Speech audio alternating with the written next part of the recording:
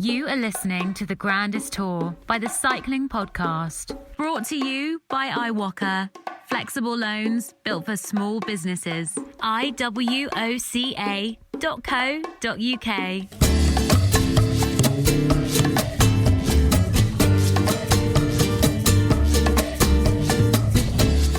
And breathe, Lionel. Breathe? Oh yeah. And breathe. You can breathe now. You can. We're almost there. We're at the end of our Grandest Tour. How do you feel? What am I going to do tomorrow? That's what I'm worried. I'm actually worried about that. Actually, I know what I'm going to do tomorrow. I'm making a butter pie tomorrow. I kid you not. There we are. We're also recording a podcast tomorrow. Oh crikey! So it's not the end then, is it? I mean, the podcast's going to continue. It's just not going to be released daily for a while until the Grand Tours next year.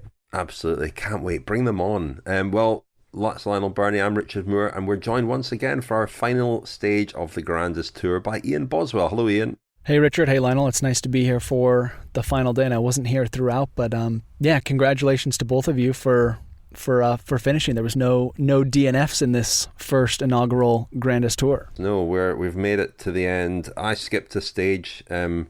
Lionel skipped a few, but you know, it's a team sport, isn't it? And we've made it to the end. And in tonight's episode, we'll obviously recap what happened on the final day of the Vuelta a España in Madrid, and I think we'll have a bit of a rambly look back, won't we, on the last 5 weeks, and pick up a few bits and pieces, moments that have left an impression on us, things that we might have learned from this weird truncated season. And we will be returning to our weekly episodes this coming week. The first one will be a press conference episode, so we've got lots of questions for that. Thank you very much indeed for them.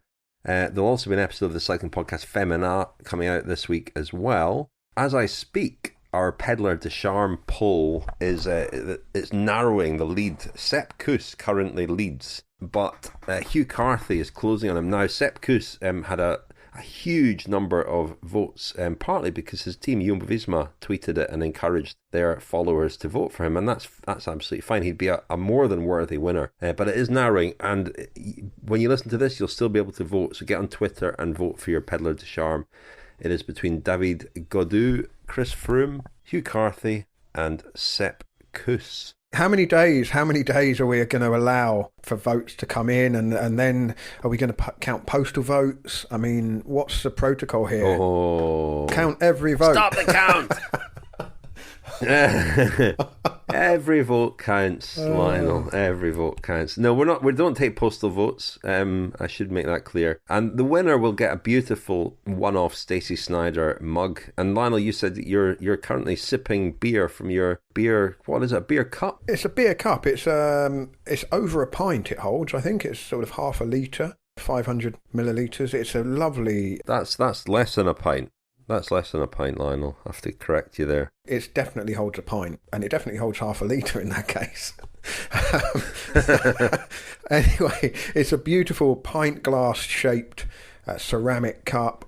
I've got the Tour de France one. I bought this myself. It wasn't a gift from Stacey. I was very happy to buy it and ensure that a contribution goes towards the charities that we were raising money for during the tour. And it's got the beautiful bicycle motifs on it. A real lovely piece of work, honestly. A real pleasure to sip a nice cold beer out of to mark the end of the Grandest Tour. And Stacey is part of the team really as well, isn't she? She does a great job producing these beautiful cups, cappuccino sets and beer cups, and all the money goes to good causes. So at the Giro and the Vuelta, we raised money for the Bahati Foundation in LA and the Black Cyclist Network in the UK, and a lot of money has been raised. Stacey's just totting it up now, actually. But what are the headlines from Madrid, please, Lionel? Well, Richard, 2 Vuelta champions were crowned today. Astonishing though that sounds. Chris Froome received his trophy for the 2011 Vuelta, which he was awarded after Juan Jose Cobo was stripped of that title for a doping offence. Remember, Chris Froome found out that he'd won the 2011 Vuelta while he was in intensive care after his crash at the Critérium du Dauphiné last year, and finally was presented with the trophy at the start today. The start of stage 18 was at the horse racing circuit, the Hippodromo de la Zarzuela, and the riders lined up there for the final gallop to Madrid. They reached the Madrid circuit, which was altered slightly, so it was a slightly different shape to usual. Usually it takes in a bit more of the city, but they just sort of went up and down a bit today, didn't they? And well, the only real action in terms of a breakaway was Tim Wellens of Lotto and Willie Smith of BH Burgos got away. They were then joined by Gonzalo Serrano of Caja Rural and finally by Dmitry Gruzdev of Astana. But they were caught, and then we had a proper sprint finish for the final stage. And Pascal Ackermann of Bora Hansgrohe, well, he galloped the fastest and got his second stage win of the race. If you remember, his first stage win was on stage 9 when he was promoted from second place to first, when Sam Bennett was stripped of the win for barging Emils Liepans in the sprint. So this was Ackermann's first proper win. Sam Bennett himself was second, and Max Canter of Sunweb was third, cantering over the line. Perhaps if he'd galloped, he would have won the stage. I don't know. Oh, Sorry. my goodness me. Sorry, everyone. Sorry. It's been a long Grandest Tour. Primoz Roglic then has clinched back-to-back Vuelta titles, the first back-to-back winner since Roberto Heras, who won 3 in a row from 2003 to 2005. Roglic also won the points competition for the second year in a row. Guillaume Martin won the King of the Mountains. Enric Mas is the best young rider for Movistar, and Movistar cleaned up in the teams classification again. They won their 12th Vuelta teams classification. The first one was as Banesto back in 1994. They also won it as Castapan. And the last 3 years now they've won the teams classification. Bit of a speciality for them. The rest of the individual podium, of course, Richard Carapaz in second and Hugh Carthy in third. And Chris Froome, who I mentioned at the start, well, he finished his last race for Sky/Ineos and will move to Israel Startup Nation next year. So a real end of an era in a way. But there we are, Primoz Roglic, the Vuelta champion, after finishing second in the Tour and winning Liège-Bastogne-Liège in a really impressive, very compact racing season for the Slovenian. And in the finale to the 3-day women's race, what was the Madrid Challenge, now the Ceratizit Challenge, I hope I'm saying that correctly. That's a team as well, of course. It used to be WNT, which is a lot easier to say.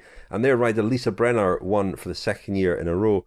It was a circuit race in Madrid, on the same circuit as the men raced on later on. That was won by Elisa Balsamo ahead of Lorena Vibas, who won a couple of days ago, and Marta Bastianelli third. A very interesting concept with sprints every 2 laps, every other lap, basically, for a time bonuses, and that was really quite an interesting, something you'd probably like, Lionel. You like these kind of gimmicks and quirks, but it did make it quite an interesting race. And Brenner, who won the time trial, really had to race quite smartly to win overall. And we'll talk about it a bit more in the Cycling Podcast Femina this week. I do like the idea of that. I've always said that a points race, a track points race style race on the road on a good circuit would be entertaining as part of a Grand Tour, rather than, I know the Hammer Series has really mixed up the format of racing, hasn't it, as a standalone event, but I don't see why you couldn't have that kind of, certainly when perhaps early in the Tour de France, a stage with laps like that with big bonus points for the green jersey, just anything to make riders think differently, make everyone pay attention a bit more, especially on the sort of flatter stages where, we do just assume it will be a break, a chase and a sprint. But I'm not running these races, so it's not really down to me. You're not UCI president yet, are you? You are listening to The Grandest Tour by the Cycling Podcast. Brought to you by iwoca. Flexible loans built for small businesses. Join 50,000 customers taking on life's twists and turns and scaling new heights with iwoca. If you run a business, find out more at iwoca.co.uk. iwoca.co.uk. As our Grandest Tour comes to an end, let's hear once more from Will Hayes of iwoca, who was part of the mini peloton of riders who cycled from London to Brighton to raise money for the Stephen Lawrence Charitable Trust, which has a number of initiatives to work towards creating a fairer society for all, including encouraging companies to diversify their recruitment. Let's hear from Will about the ride. It was actually quite an interesting one. Obviously, we've not had an opportunity to cycle together for a while, so streaming people into the 3 different groups was quite a bit of guesswork. There was quite a lot of competition between the what was supposed to be the first and second groups, especially since the first group managed to take a wrong turn, trying to find their way out of London. Quite a lot of the time we were kind of neck and neck. We'd see them for a bit, then we'd dive onto different routes and meet up with them later. But then towards the second half of the ride, I think they slowed down a bit, and we got to Brighton about an hour ahead. Well, iwoca is a company that has really embraced cycling, either as a mode of transport for commuting or as a leisure activity, and it counts among its customers a number of companies in the cycling industry too. They're working to make it easier and simpler for small and medium-sized companies to borrow the money they need to cope with seasonality in their business or to recruit, invest or innovate for the next step in their growth and development. To find out more about iwoca, go to iwoca.co.uk. Well, as expected, a sprint finish in Madrid. There was a breakaway of Tim Wellens in it, who's won 2 stages, of course, but never looked like staying away. And it was a sort of battle in the end between Bora Hansgrohe and De Koning Quick-Step and their sprinters, Pascal Ackermann and Sam Bennett. Jasper Philipsen, 4th on the stage, and he's the other sprinter. It was put to Ackermann at the finish, actually, whether he was considered himself the best sprinter with 2 stage wins, but he said that he didn't count the one that he inherited when Sam Bennett was relegated, interestingly enough. I noticed Emil's Leapins today keeping well out of the way in 12th, actually. He was kind of up there, but not getting too close to Sam Bennett, I don't think. Michael Morkov, who kept an audio diary for us at the Tour de France, of course, and is Sam Bennett's lead-out man, quite interesting afterwards, talked about that they took it on quite early and maybe did a bit too much. And then in the end, I think Bennett was out of position a bit, and Morkov had to do quite a lot of work to get him back into position. And then he had quite a lot to do to get around Ackermann, and probably a fair result. It was close in the end, but that elusive 100th Grand Tour stage win is still elusive for De Koning Quick-Step, isn't it? It is, Richard, but not for the lack of trying for De Koning Quick-Step in the final week of the Vuelta, but they'll have to wait till the Giro next year, won't they? So, but I'm sure they'll get that win eventually. Oh, I think so. It might come along quite quickly at the Giro next year. Yes, I'm sure they will, Lionel. I suppose my overriding feeling today, I kind of spoke in last night's episode about the anticipated nostalgia of watching yesterday's mountaintop finish and realising it was the last, proper bike racing we were going to see in this strange year. And a tweet from Thomas de Gent yesterday caught my eye. He said, "I gave it 1% chance for it to happen at the season restart. The races, he means. But thanks to the efforts of organisers, teams, sponsors and public, we will finish the Grand Tours in Paris, Milan and Madrid. It gives me hope that we will have a normal season in 2021. I mean, the odds that I would have given it were probably not dissimilar. And even speaking to team doctors and so on, when the rescheduled calendar was announced, they gave it very little chance of all these races. I mean, we've lost Paris-Roubaix, we lost the Amstel Gold Race, but most of the races have been run, and most amazingly, the 3 Grand Tours have been run in their entirety. And, I think a lot of us have been reflecting on that the last few days. The Vuelta, by all accounts, has been exceptionally well organised. Michael Morkov spoke about that as well. But it's been quite an achievement, I think, by the sport, and it's difficult to know who to credit the most. The UCI obviously came up with the plan. It was then up to organisers and especially, I think, teams and riders to implement the plans. And I think, we saw at the Giro a few glitches and issues. And there was a moment at the Giro where it looked very unlikely that it was going to make it all the way through. But I think I would single out the teams and the riders, actually, because I think it's a great credit to them that they have followed the rules and really lived as they often do, like monks, and made lots of sacrifices and not seen their families and so on. And Cesare Benedetti spoke about that in his Giro diary for us. That it asked a lot of them, and they've delivered on that and ensured that we've had racing, and it's been quite an achievement.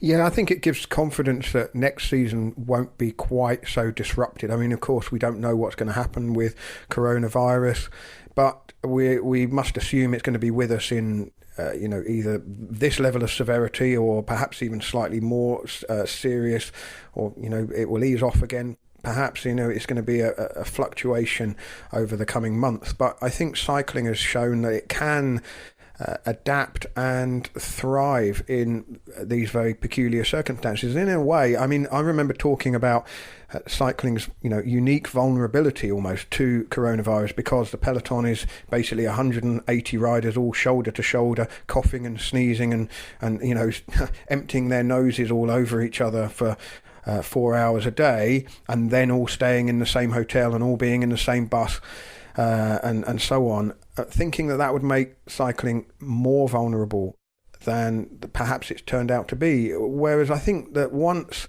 the races are in their bubble, it gives a reasonably good chance of things proceeding. Whereas I'm looking at kind of the Champions League football or even the Premier League football, where teams are kind of in and out of their bubbles, aren't they? They're not all together for weeks at a time. They all go home. They all have a family or social life. They're probably mixing with in inverted commas ordinary people or non-bubble people more.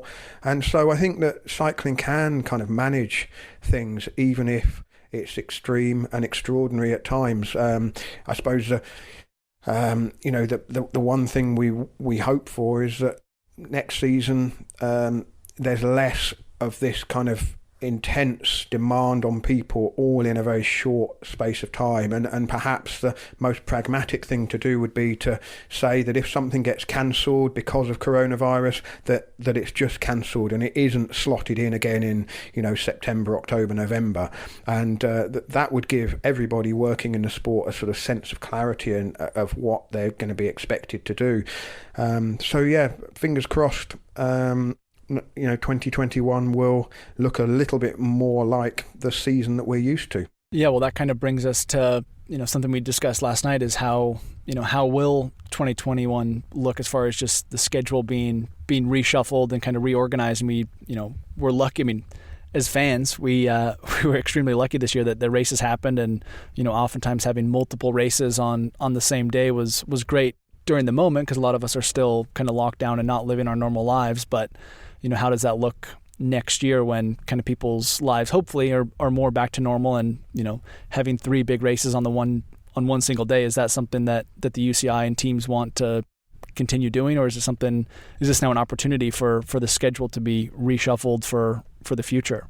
Yeah, I've been thinking about this. Richard, you made a very quick throwaway comment a few stages ago about what you would do with the peak of the season, that from the Tour de France through to the end, which really sort of interested me. And I think that there is a way to reshape the calendar and make it better for fans, more understandable, having things in sort of blocks of like-minded races, if you like. And I've just been sketched out a calendar. Bear with me here. So I'm thinking, the World Tour calendar should work on the basis that there should never be a clash. So one World Tour race on at a time. And February and March, you could have the week-long stage races, the Tour of the Basque Country, or Itzulia as it's now called, the Tour of Catalonia, Paris-Nice, Tirreno-Adriatico, and the Bink Bank Tour. Bear with me. But the Bink Bank Tour would be a kind of classics warm-up for a spring of cobble classics. April would just be the cobbly type classic. Het Nieuwsblad, Gent-Wevelgem, Harelbeke, Dwars door Vlaanderen, Tour of Flanders, De Panne, Paris-Roubaix. May would be for the Giro, and then in June you'd have your warm-up stage races for the Tour de France, the Dauphiné, the Tour de Suisse, and the Tour of Poland. So the Tour of Poland wouldn't be kind of, shoved in when everyone is, kind of over the Tour de France. The Tour de France in July, of course, and then, Richard, your idea of having a summer stretch of classics, and I think Strade Bianche, Milan-San Remo and Il Lombardia all together, that worked really well. I think that was the outstanding kind of change that added something, made you feel like there was a sense that this thing was building towards, there was a clarity, wasn't there? Something to look forward to each weekend, and it teased different riders out. I mean, it might change the types of riders that target those races, but that's fine. Then you go into the Ardennes races, well, Amstel Gold, not technically the Ardennes, but Amstel Gold, Flèche Wallonne, Liège-Bastogne-Liège, then the World Championships, and then the Vuelta would actually be in October, and then we'd run that through to late October, because I think that's actually worked. And climate-wise, the Vuelta would probably stand a better chance of being held a little bit later on in the year, and it would also give a bit more of a break between the Tour and the Vuelta, and everyone's appetite would be sort of refreshed and renewed, ready for another Grand Tour. I agree in principle with that. Mine was a bit simpler. Keep the semi-classics, Strade Bianche, the Ghent-Wevelgems, E3, those races in the spring, but really have a lot of the smaller stage races around then, building up to the Giro, then some more stage races before the Tour. But the Tour at the moment forms a kind of climax to the season, and what I loved this year was the great revenge match at Liège-Bastogne-Liège. That is a race where we should see those riders, the guys that can win the Tour de France, and we don't now because they tend to be away at altitude, or they're fitting it in, they're squeezing it into their schedule rather than trying to actually perform well there. Riders come out the Tour with a lot of them quite good form, and you could have a really meaningful block of racing to follow that. You could have on consecutive weekends Milan-San Remo, Tour of Flanders, Paris-Roubaix, Liège-Bastogne-Liège, and the Lombardia. Why not? And yeah, shift the Vuelta a little bit later in the year. And Ian was talking last night about how hot it usually is at the Vuelta. Well, the Vuelta has looked fantastic. It's been cold some days, and I wouldn't have it as late as this, but it has kind of worked. The only issue I'd take with that is the spring then is a void. I mean, there's something magical about having the cobbled races in spring. So I'm sticking with my schedule. I think it could work, but Tour of Flanders. Okay, you can have the Tour of Flanders in spring. Ian, what do you think? I mean, from a rider's point of view, you were talking last night, and it's something that intrigued me about how few riders can really sit down on January the 1st and say, right, this is going to be my year. I'm going to do these races. I'm going to be at my best for these, 2-3 objectives. I need to be in form and fitness for that, and so on. And then, like all the best laid plans, everything changes, and kind of even the stars, their seasons might change if their training isn't quite on track, or they suffer illness or injury, and then that kind of ripples down through the team, and that's something I'd not really considered, the knock-on effect of team leaders having their plans changed, and then that ripping up the plans for everybody else. But I mean, in terms of being slightly on the other side of the fence and looking at the season as an observer, I mean, what do you think of the way the calendar is now, and can you kind of see a way to improve it, both for teams and riders and for spectators? Yeah, well, I mean, I actually really like your kind of proposed calendar, Lionel. I think that having a bit more kind of clarity and the fact... Hang on, what about mine? Well, I mean, you're kind of a traditionalist, Richard. You want to keep the cobble classics wet. But yeah, I mean, I think that, an issue that also kind of we didn't touch on is all these races that maybe aren't, they're not UCI World Tour races, they're 1.1s or 2.1s.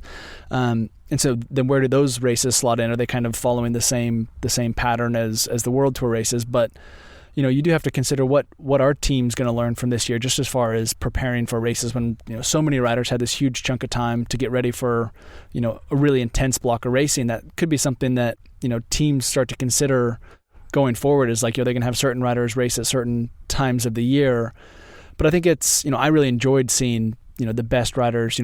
Growing up, Liège-Bastogne-Liège was a race that I always thought was, one of the most beautiful one-day classics, just being kind of a climber GC guy.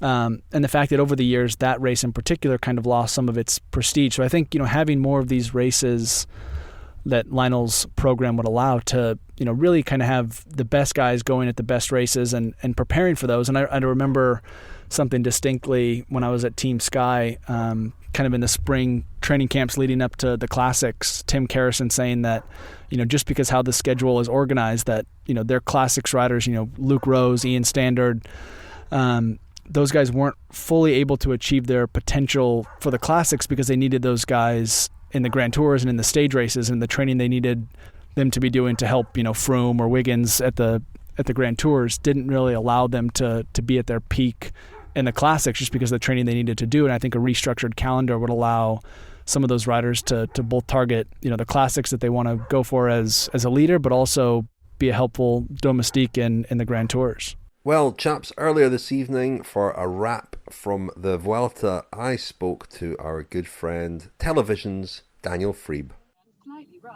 Daniel, where have I caught yes, you? Richard. I can hear a lady's voice in the background. Yes, I'm navigating. Well, the Grand Tour season's over for me, final stage over, and I'm happily making my way to my hotel, but not driving, I hasten to add, because that would be terrible form. Podcasting while driving, not allowed. Not allowed at all.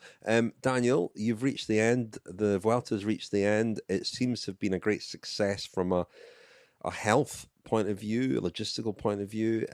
I saw a tweet of yours that said that although the Giro and the Tour had the standout tracks, the Vuelta would be the one, let me get this right, you would play on a loop. What did you mean by that exactly? Well, Rich, I think taking in isolation, the 18 stages made up the best Grand Tour of the season, I would say by quite some distance. I mean, we had this extraordinary situation this year where all three Grand Tours were decided by less than a minute.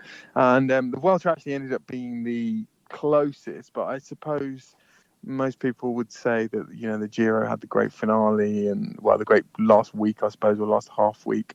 And then the Tour had the real crackerjack finish on the last Saturday. But I think the Vuelta has been the most rewarding to watch of all three because there's almost been nothing about it that's been formulaic. And, I realise that most people probably only have time to tune into the highlights or they watch the finish.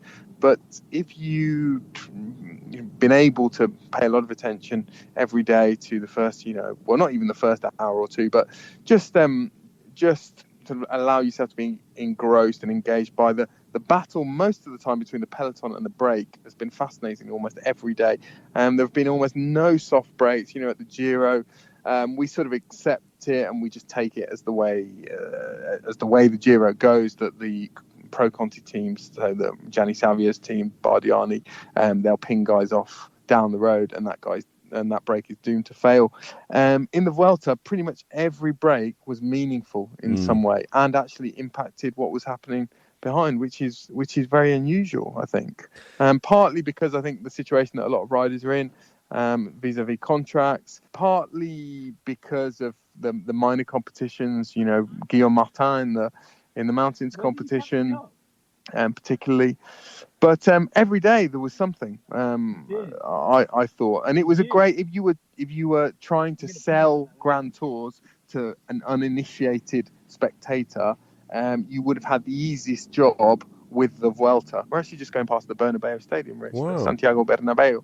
Well, yeah, I mean, Guillaume Martin, definitely one of the real winners of the Vuelta, or at the Vuelta. Hugh Carthy, another one. David Gaudu, another one. Carapaz, probably two, backs up his Giro win last year. But Rog, I mean, are we in danger of taking Rog for granted? He had so little time to pick himself up from the disappointment of the Tour. To go to the Vuelta and perform as he did, what's more impressive about Rog? Is it the physical performance and the level, the consistency, or is it his mental strength? Before I answer that, Rich, can I ask you whether you agreed with me about, the sort of textured nature of the Vuelta narrative? Because, inside the bubble of the race, when you're working on the race, you don't really, and especially if you're not paying that much attention to social media, you don't really know how the race is going down with other people. And I saw some comments to the effect that, it wasn't the greatest race, it wasn't the most exciting. I mean, how did you feel about it? I think I know it burst into life, didn't it, the Vuelta, with those early stages, which were just chaotic and unscripted in a way, and kind of mad. And I think 2 or 3 days in, I was thinking this, the Vuelta's kind of on fast forward here. This is not how a Grand Tour, you're supposed to sort of ease into it a little bit, and there was none of that with the Vuelta, and I worried about its ability to sustain that. I totally get what you're saying. I think with the Tour and the Giro, you always look back with hindsight, don't you? And you judge it by the finale as much as anything. And with the Vuelta, it was more sustained. What would have made it a better race from just a point of view of suspense and drama would have been had Carapaz been a bit closer to Rog, although the time between them was not much at all. Whenever the crunch came, Rog was clearly superior, though he did have a couple of tough days. Well, 3 tough days really, to different degrees, and those days were thrilling to watch, including obviously the Angliru and yesterday's Saturday's stage finish as well, and obviously the one in the rain. So I totally get what you're saying in terms of sustained interest over the 18 days. Maybe the Vuelta does edge it. Yeah, and I think when we talk about judging Grand Tours and deciding on the whole whether they've been good or not, we generally, or people make the mistake of thinking only about the general classification, and the general classification is only really one aspect, it's one element of the race, and I think that was very much the case here. The general classification in itself was close and it was exciting, but as I said, there were so many different interests, there were so many different objectives, and they were on display every day, and I thought that was fascinating. And the route did look back to front. It looked as though it was a soft last week, and I don't think that was the case. There were hints, there were things that affected the final outcome every day. There was that attrition that I think Mauro Veni was aiming for when he included those very long stages in the last week of the Giro. But here they were meaningful because, and there were a lot of meters of climbing on those days, even though they might have finished in sprints or near sprints or breaks, won by ruler type riders. So I think there was a wearing down process that was fascinating. The other thing is that I think sometimes, again, if we talk about the uninitiated fan, it's quite difficult to communicate to them how important the team is. I think it's very obvious, really, that the difference between Carapaz and Roglic could well have been, it was 24 seconds, and the team really could easily have accounted for more than 24 seconds, just in terms of, on any given day, the energy that Carapaz had to spend positioning himself in the peloton and so on and so forth. And the other thing about the Vuelta, I think, was that there were a lot of days when you opened up the road book and you looked at the profile and you said to yourself, I do not know what kind of stage today is going to be. And I think that's fantastic. But to go back to your point about Rog, I can't remember what your point was. You asked me a question. I can't remember what it was. I mean, I suppose we're in danger of overlooking the incredible resilience for him to come back from disappointment of the Tour and put in a performance like that over almost 3 weeks at the Vuelta. But it's not really a surprise, is it, with Rog? Because we think that now we have, if there's one thing about his character that is not a mystery, it is this resilience, this hunger, really, I suppose, to absorb and really revel in any adversity that's thrown at him. I do think that he goes into the most difficult days, whether it be because of weather or because of terrain or because of the circumstances in the race, with relish rather than fear. As George Bennett told us a few days ago, you don't need mental strength when you're winning. You need mental strength when you're at the other end. That is true. And I was actually talking to George Bennett at the finish today about, how many more Grand Tours he thinks Rog has in him, because you look around and you think that Pogacar and others are only going to get better, and Rog is only 31, but Bennett still feels there's a lot. There are many areas in which the team can improve, and again that sort of hunger will probably push Rog to improve. But the margins are so tiny now in Grand Tours that all of these guys are really at the mercy of the race organisers and the kind of courses that they decide to plot and the trends that we'll see develop over the next few years. I mean, we can easily see the Grand Tours lurch back towards the model that we were used to 10, 15 years ago with 50 kilometre time trials and so forth. I don't think they'll do that, because I think they all want the suspense we've had this year, but they are beholden to whatever, whether it be Javier Guillen, Mauro Veni or Christian Prudhomme decide to do with their routes. Well, listen, chaps, we are very grateful indeed to the riders who've been keeping audio diaries for us throughout the Grandest Tour, at the Giro and at the Vuelta. And let's hear for the final time from the Vuelta from our audio diarist Nick Schultz of Mitchelton Scott. Well, that's a wrap. Vuelta España 2020 done and dusted. Who would have thought? Amazing to have got to this point. Yeah, really big surprise that we were able to end up riding on through the whole 3 weeks with no COVID cases and get to Madrid without any issues. Just a credit to the organisation, the riders, the teams, for really investing a lot of time and effort into all the protocols that went into a safe environment for us and the fans. Also a big ups to the fans for actually staying home, watching on the TV. I'm sure that was difficult for a lot of the Spanish people, but it's what was necessary during these times, and as riders we're super grateful that it was respected and that we could ultimately get the race done because of it. The final stage today was pretty long for a final stage. It was 140k. We had quite a long old ride into the centre of Madrid. It was all on a highway, basically, to avoid going through towns, to avoid people coming out and potentially spreading the virus. We got to the circuits, and then of course it was full gas.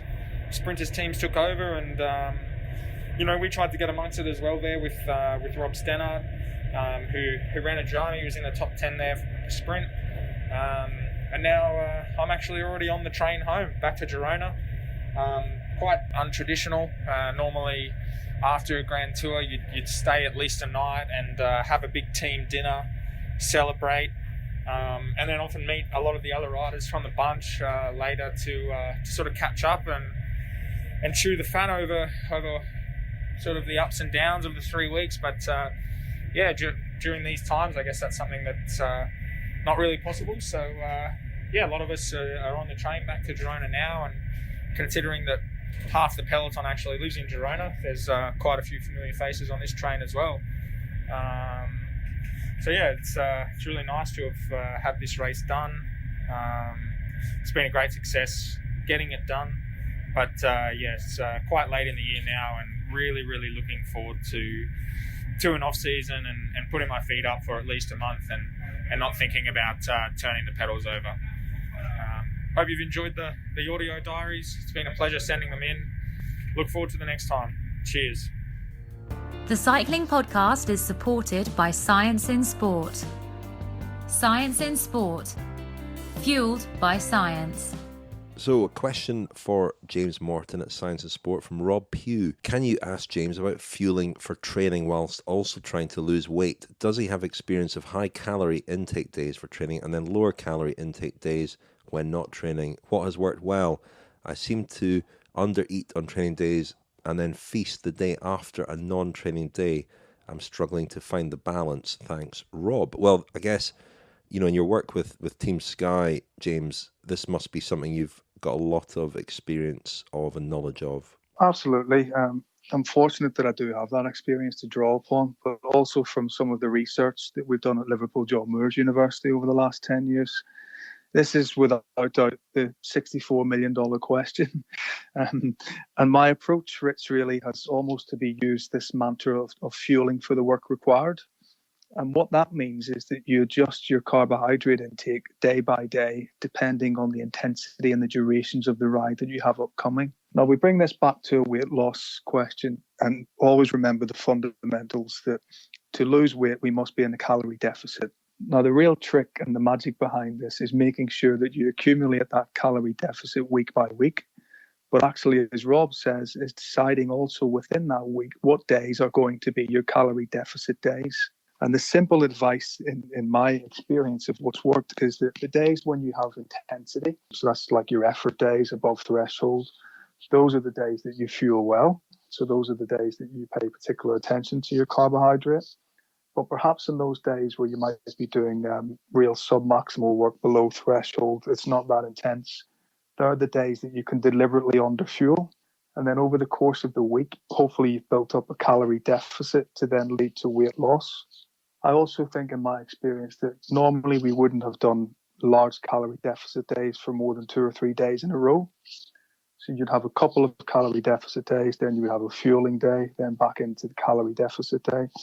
And I think alternating with that day-by-day approach gives you the best chance of not running into any associated problems with being in the calorie deficit for a long time, which is typically what you see with a lot of World Tour riders. They push their body weight too much in too short of a period of time. And I think also reading Rob's question here, he seems to be under-eating on training days and then feasting on a non-training day. So really, Rob, we'd like you to try and do the opposite, which is to fuel your training days before, during, and after. And then on those rest days, there are the days when you can actually underfuel, because of course, in keeping with fueling for the work required, then you don't need any fuel because you're not doing any work. Hopefully that makes sense for you, but you're not alone. Every athlete in the world struggles with this one. Well, that was James Morton of Science and Sport, Director of Performance Solutions there, also Professor of Exercise, Metabolism and Nutrition at Liverpool John Moores University. He was also head nutritionist at Team Sky. Did you come across James, Ian? Yeah, I worked with James quite closely over the years, and we still stay in touch once in a while, exchange messages, and yeah, he's an incredible wealth of knowledge, a good guy. And actually, I was always thinking about whenever you guys put in a plug for asking James a question, if I'm allowed to ask a question, I'll ask one now if that's okay. Yeah, you are. Yeah. Well, I go for I it. believe I asked this question to James a while back.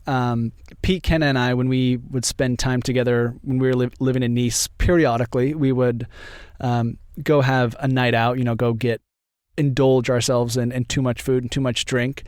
And I feel like, any athlete kind of needs that to cut the strings and relax once in a while. And we tried to ask James, and I don't think he gave us an honest answer, but if you are to have a bit of a blowout, is it better to have that before a big training day or after a big training day? I mean, in the US, we're coming up to the Thanksgiving holiday, which is a holiday full of, stuff in your face of food. So if that's the case, am I better off doing that after a big training ride or having a big training ride the day following? These are the sorts of questions we like. We'll put that to James. We heard from James because, of course, we are sponsored by Science and Sport, and we're very pleased to have that association stretching all the way back to 2016. If you want 25% off all your Science and Sport products, go to scienceandsport.com and enter the code at the checkout, SISCP25. And if you do have a question, like Ian's, when can you indulge, and is it better before or after a big training ride?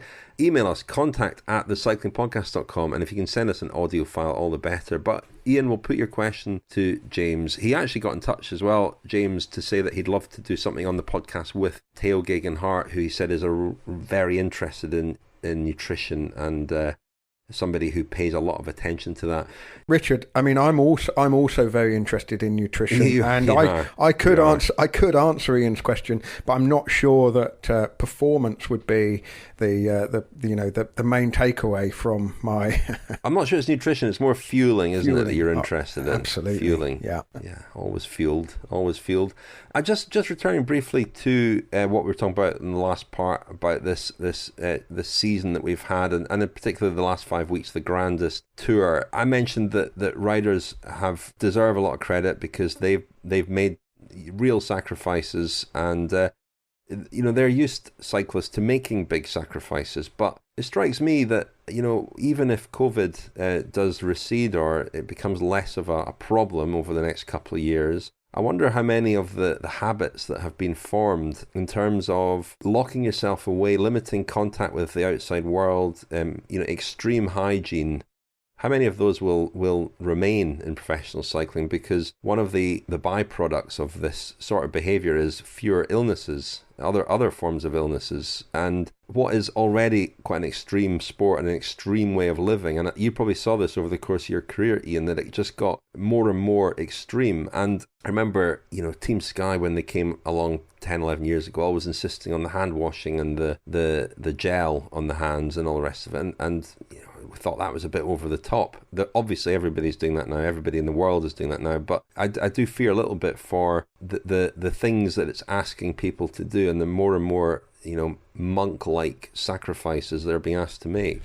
Yeah, I mean, I was going to say this earlier, but I think this is going to have a huge cultural shift with athletes, because, we've been in kind of this period long enough where a lot of things have become almost normal. And I think that, you very quickly as a human forget what it was like before. And of course, there'll be some older riders in the peloton who, are critical of how things have changed, but I see it really difficult for things to kind of go back to the way they were before. And I think, there were teams kind of leading the charge as far as, at Team Sky, we had a policy, a 0 days policy, which is trying to ensure that no one, dropped out of a race due to illness.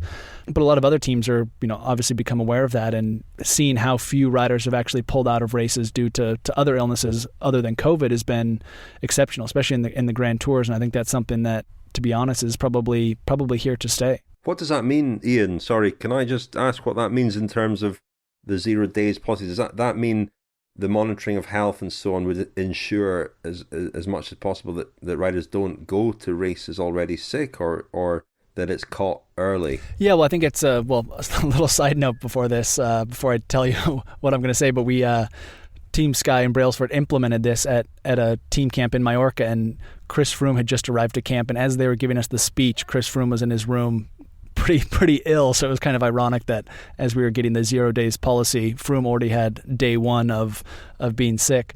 But yeah, really just to make sure that people are open and honest with each other. And I think a lot of cyclists tend to be in somewhat of denial. You have some sniffles, and what's the first thing you say? You say, "Oh, I have a cold, or I have allergies," and it's not much, but before you know it, it becomes a serious illness, and it's spread around the team. So I think for athletes early on, diagnosing, and being honest with team doctors and staff that they maybe have something and they should be isolated or in their own room and be closely monitored. Just listening to what you were saying, Ian, about the need for riders to have a blowout every now and again, it just makes me think a couple of things. First of all, pro cycling is already a sport that favours introverted personalities. I think, the fact that it does require so much kind of personal sacrifice, time away from home. I know other sports do as well, but the monk-like existence, and the fact that increasingly there isn't as much. There's certainly not like the even 10, 15 years ago, riders going out in the evenings, for example, whilst on races. I mean, this is an anecdotal thing, but I've seen riders in bars at the.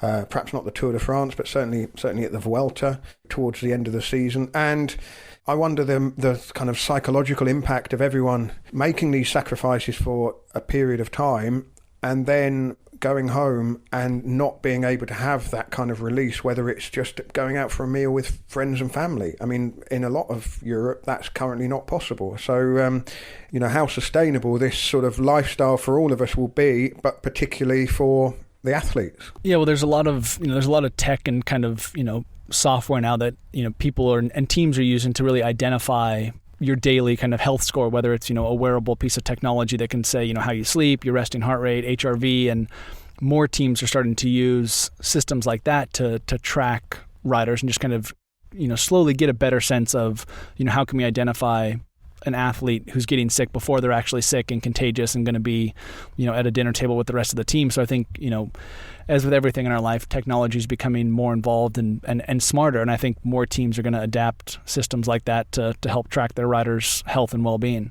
And yet, how suffocating might that become as well? If everything's monitored and everything, there's no leeway.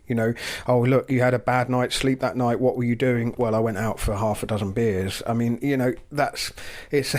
it's kind of there is a downside as well as an upside to that kind of monitoring, I think. Yeah, I completely agree. And actually at Team Sky as well, we had a system where every morning during a race, and Grand Tour in particular, you did like a quick survey of how you feel, how you think you're going to feel, which is great tidbit of data to collect and kind of see how you're anticipating on feeling. But oftentimes that information would be fed back into, what your role that day would be. And oftentimes, riders might wake up and feel like they didn't have a great night's sleep, but they might really perform well on a bike. So I think we're still in the early days of figuring out, what do your feelings off the bike, how do those translate to feelings on the bike? And they're not always correlating. Well, it's interesting to reflect on all that and how things might change, how that might influence things next year and beyond. But we are speaking, of course, on the final day of the Vuelta, and Primož Roglič is the winner again for the second year in a row, and it's the second year in a row where he's finished on the podium of 2 Grand Tours, the Giro and the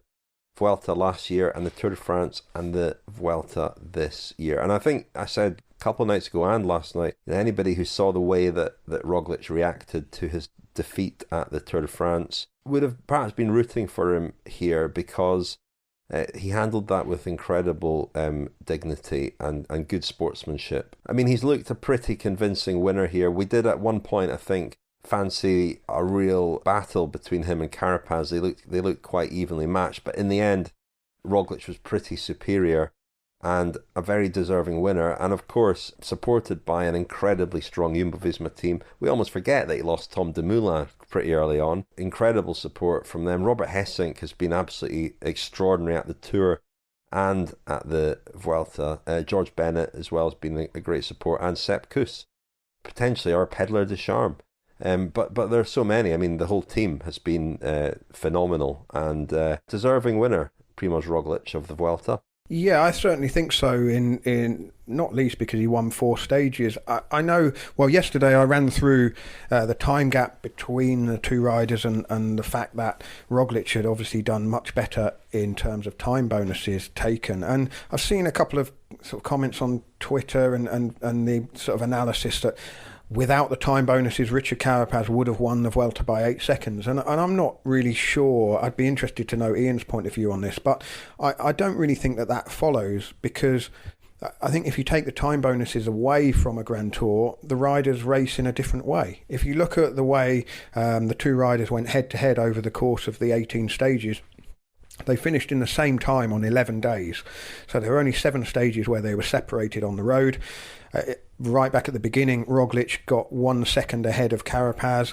Carapaz gained 43 seconds on the stage to Formigal, where Roglič had his problem with his jacket and perhaps his legs. And Carapaz would have been in the lead by 36 seconds after the Angliru stage, sort of switching the race around, really. Roglič then, of course, took back 49 seconds in the time trial, so would have been leading by 13 seconds going into yesterday's stage to Covatia, and then Carapaz's break at the end, gaining him 21 seconds to win, in inverted commas, by 8 seconds. But I just don't think you can look at a Grand Tour that's been raced with time bonuses, then strip out the time bonuses and come to a conclusion that the result would have been different. Because I think that if the time bonuses hadn't been available, Roglič and Jumbo-Visma would have been forced to race in a different way. Richard Carapaz and Ineos would have been forced to react differently, and so on. I don't know what you think, Ian, but the time bonuses being part of the Vuelta, which has become, well, as all the Grand Tours have been this year, a race of seconds, it adds a slightly different dimension when they're available on the line every day. Yeah, I mean, I would agree that, the riders and the teams, they are basing their tactics off of the time they either have ahead of their opponents or the time that they're behind. So you do have to consider that, teams would be racing differently if time bonuses weren't in effect. And it's, in this year, especially when all 3 Grand Tours have come down to seconds, you do start to look at, are time bonuses needed, but you've also seen that very few, stages are actually, we're not seeing these huge time gaps in the mountains like we saw maybe in years past. But that said, I guess, what makes the race more exciting? If there were no time bonuses, would riders still be racing as aggressively? And I think the biggest change that time bonuses add, or probably the tactics, or maybe the time bonuses take away from the racing, is the tactics of the team leaders. We saw that yesterday where Jumbo wasn't wanting to take back the breakaway because they wanted the time bonuses to go up the road. So the time bonuses definitely affect the race, but I don't necessarily think they would always affect the overall stage and race winner. Do you think that attacks would go from further out on the mountain stages if there weren't the time bonuses on the line? Because a rider knows that they can maybe gain 6 or 7 seconds on the road and then maybe another 6 or 8 or 10 seconds on the bonus, and that's a real meaningful time that's gained for a relatively risk-free type of move. You're not, if you attack 4 kilometers from the top of a climb, the risk reward balance is totally different to if you attack inside the final kilometer, say. Yeah, I mean, it's hard to say because, there were, I believe at the Tour de France, there's bonus seconds scattered throughout the stage, right? Or there's one kind of bonus climb that's the 3-2-1, which makes it more exciting for those bonuses. But yeah, you're right in saying that if riders do want to take a bigger chunk of time, I mean, taking 10 seconds time bonus at the finish line, that's a pretty good chunk of time. And, if riders know they can get a small, 15-second gap plus 10-second bonus, that's a significant difference in time. So I do think that riders would be attacking from further out if time bonuses weren't available, because that's the only opportunity to actually make a difference in time. Does it change the attitude to time bonuses if you know that the second place rider could have won if they didn't apply? I mean, does it alter the sense that the right person has won? I mean, personally, I don't think so, because Roglic won 4 stages and Carapaz didn't win any stages. Is it a bit like the old thing about if you win a Grand Tour without taking a stage, it's slightly, it's a sort of 9 out of 10 win rather than a 10 out of 10 win? No, I mean, I don't think that Carapaz is looking at the results of the Vuelta saying, I would have won this race if there weren't time bonuses, because the tactics would have been different. But yeah, I mean, it does change things, and it would be interesting. I mean, I would love to hear Daniel's perspective on this, because I feel like he would, this is one of those points that he would really like to contest, either for or against. Time bonuses are something that we have, and I think there was a couple of years ago that they didn't have them in the Tour and they reinstated them.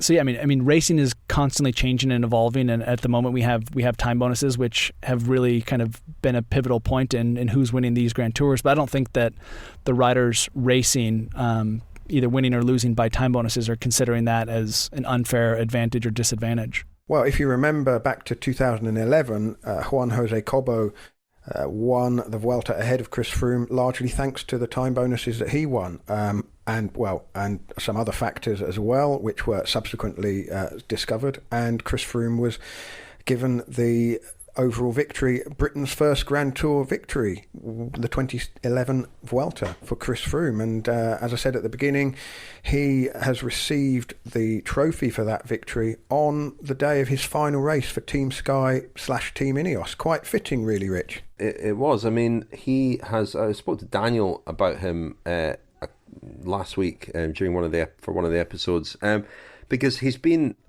a real spokesman at this race. He's been very available for interviews and so on. He has obviously not been at the level in terms of performance that he'd have liked to have been at. In fact, his overall, I think he finished 98th. It's his worst ever finish in a Grand Tour. He's off to Israel Startup Nation, of course. He's still on his way back from injury. I guess the question is, how realistic is it for him to return to a level where he is going to contend for these races again? I mean, as we look around and see the sheer number of young riders in particular coming through, it's hard to imagine. But I wonder what your thoughts are, Ian. You were a teammate of Chris Froome's. You rode a couple of Vueltas with him as well. What are your thoughts about where he's at now? What are his chances of do you think, of becoming a contender again?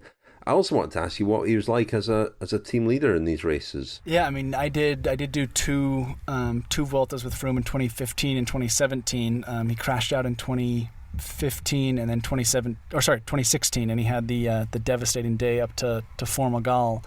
I mean, Froome is a phenomenal leader, and he's a rider that everyone knows his story. He kind of came from the bottom and rose to the top. He wasn't a rider that just showed up winning at a young age like a Pogačar. So I think he's really earned his stripes and earned his position in a team. And knowing him on a personal level, he still believes that he can come back and win his 5th Tour de France, and he's going to fight for that. But I think that the odds are definitely against him, just seeing how he's kind of come back this year, and he's improving. But will he reach that same level, and will he be able to reach the level of some of these young stars? it's going to be challenging, but I think he still has a lot of value in any team, just with the experience he has, having won so many Grand Tours and leading teams to be involved and be a part of these, Tour de France teams, and being a valuable asset going forward to really guide and navigate these teams. As a team like Israel, who has never contested a Grand Tour overall, he has the experience that is really hard to get. If you're interested in that 2011 Vuelta, of course, we released an episode of Kilometre Zero during the Vuelta last year with Chris Froome and Bradley Wiggins talking through the race, because it was a very important race for both of them, actually. In hindsight, even more important for Froome than we realised at the time. But it's a fascinating story, and I found Froome to be very good reliving that and remembering the details, because he's been not the best interview when he's been in in the yellow jersey at the Tour de France, say, not great in the moment, but when and we've seen it at this Vuelta as well, when he's asked about other riders, or about how the race is going, or about things that have happened in the past, he's actually pretty good. So that's worth digging out if you're interested in the story of the 2011 Vuelta. I mean, one thing that I've been thinking about as we reflect already on this strange season, and on the last 5 weeks in particular, you mentioned it earlier, Lionel, that when racing stopped in March, there were lots of dire predictions about what it would do to professional cycling, that some teams might not return, that races would disappear, and so on. And it does feel, I guess it's felt all the way through, like a bonus that we've had racing, and that we've had so much racing. And it's really given an opportunity to some riders to step forward and step up. And, nobody would know about Mark Hershey if we hadn't had racing this year. Hugh Carthy, another one who, is finished on the podium at the Vuelta. Filippo Ganna at the Giro. Even Richie Porte, finishing on the podium at the Tour de France. These sorts of results, so valuable to these riders. Wout van Aert, his incredible form and victories as well. It's been, when you think about the value of the racing that we've had to those guys, it's obviously enormous. But I think to everybody, fans as well, have had a new appreciation for bike racing. And I just wanted to pick out a couple of memories. I think you've got riders that you're going to pick out, Lionel. But I was at the start of the Giro the first 11 days, and the overriding memory actually is a day where it looked like the race was in the balance. It was Lanciano before stage 10, the day after the rest day, when we'd got the news about quite a few COVID positives at Mitchell and Scott. They were out the race, and Stephen Kreuzwick at Jumbo-Visma also tested positive, and they made a late decision, Jumbo-Visma, to pull out. And I'll always remember Andy Engels, the sports director, very somber mood, explaining to us the reason for them pulling out the race, for which I thought they deserved credit, but they ended up getting criticised by Mauro Vegni, the Giro director. Also then, a week later, at the 3 days of Depana, it was the last sort of classic of the year, and it felt a bit like sneaking into a bar just before last orders and getting a lock-in, because Belgium wasn't closing, it was actually closed. Everything was closed, but there was this bike race going on. And it was wonderfully sort of low-key, lo-fi. I spoke to Mark Cavendish in a car park by a leisure centre. There was a sort of pointlessness to it, it felt like. And yet the riders were so committed to it. And they rode it as if it was a world championship. Yves Lampert was the winner. And it was just bike racing for its own sake, and in horrific conditions. And for some reason, I just really, really enjoyed it. Again, because I knew it was the last one of the year, and that we were lucky to have it. Well, if you're going to have a lock-in anywhere, Belgium's probably not a bad place, is it? Got some lovely beers. But who are your standout riders from the last 5 weeks? Well, I was actually going to do teams, Rich, rather than individual riders. I've come up with a ranking system to rival the UCI's team ranking system. Movistar haven't won it. Ineos have won it because of Teo Gegenhardt's win at the Giro, the 7 stage wins in the Giro, and Carapaz being on the podium at the Vuelta. Pushed very hard by Jumbo-Visma. The standout rider there, Primož Roglic, but obviously Wout van Aert as well, very visible. He's on the podium second by a whisker in the Tour of Flanders, of course. Let's not forget Liège-Bastogne-Liège as well, which falls under our Grandest Tour. It was right at the start of the Grandest Tour. Absolutely. Roglic won Liège-Bastogne-Liège, of course, as well. And then very close race for third place on the podium between De Koning Quick-Step. They had the young star of the Giro, João Almeida, and of course Yves Lampart won the 3 days of De Panne. Then EF Pro Cycling, sort of surprising there. But then they had 2 stage wins in the King of the Mountains jersey in the Giro, and Hugh Carthy on the podium at the Vuelta, and then Groupama FDJ just behind EF, Arnaud Dumas, handful of stage wins at the Giro, and of course David Gaudu with his 2 stage wins in the Vuelta. So, you know, some real, I think those 5 teams really, and I mean Sunweb as well, of course, you know, with 2 riders on the podium at the Giro. But in my unique point system, that didn't net them as many points as if you won stages and held jerseys. But, you know, the point system, like the Kentucky Fried Chicken recipe, will remain a secret. Well, Ian, what are your standouts from the last 5 weeks? Don't talk about the steelheads that you caught in the river, but the cycling related. Yeah, well, I mean, I think the clear kind of the most successful rider over the Grandest Tour would have to be Roglic with Liège and then the Vuelta. But, you know, I'm going to go with 3 riders who, you know, really use the Grandest Tour to show themselves and kind of set them up for the future. And those are the young riders of Teo, of Hindley, and of Hugh Carthy. I mean, those 3 riders, you know, really kind of came onto the stage over the last 32 stages and, you know, have made a name for themselves. And, you know, it's not often that you see, you know, riders, you know, most in particular Hugh, who's kind of been at it for a while, and, you know, both Teo and Hindley are, you know, have been big talents from the beginning of their pro careers, and they were brought into the teams that they're in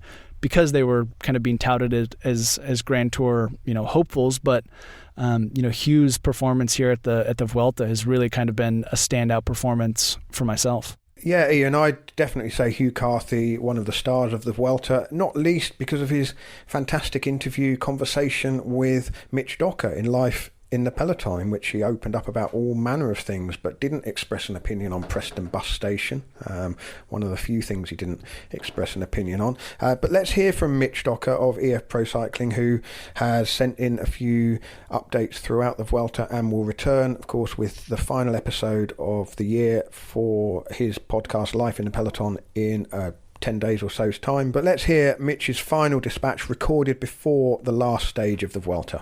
Well, so here we are, the morning of the Madrid stage. It is only stage 18, but I can tell you, and I can speak for, I think, behalf of the whole peloton, it really does feel like stage 21.